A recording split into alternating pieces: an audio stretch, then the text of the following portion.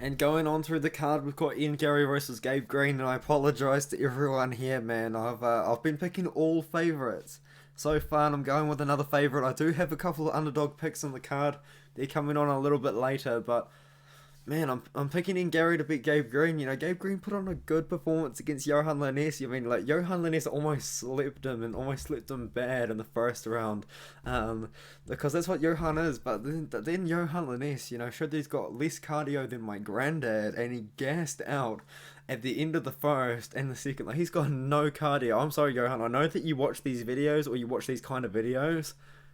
I'm sorry, Johan, but that cardio was not on point against Gabe Green at all. He gassed really bad, and Gabe Green capitalized and ended up finishing the fight after that. But, I mean, all he really did was outlast Johan Lainez. You know, in Garry, I think he's looked better in Cage Warriors than he has the UFC. He didn't impress me when he beat Darian Weeks.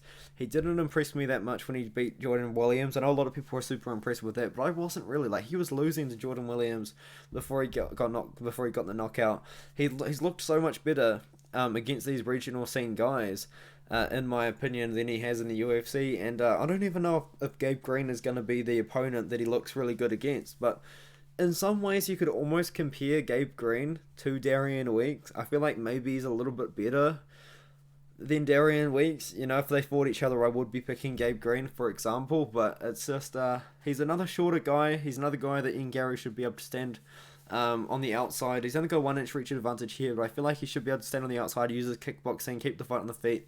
I think in decision against Gabe Green here, maybe Gabe Green, if he wants to win the fight, he's going to have to make it a bit scrappy. He's going to have to look for the clinch. He's going to have to look for the takedowns and that sort of thing. But Gabe Green has always kind of scared me a little bit. You know, this guy's had a lot of health problems in his career. I think he had something like a heart attack like very recently, which is very, very scary in my opinion. You know, like he beat Philip Rowe, and Philip Rowe's made a pretty good comeback since then. Lost to D-Rod. D-Rod kind of just outlasted Gabe Green. Kind of picked him apart from range. I feel like Ian Garry is probably going to follow that same game plan, you know. But good opportunity for Gabe Green to make a name for himself. I think Ian Garry wins this one. I think Ian Garry wins by decision.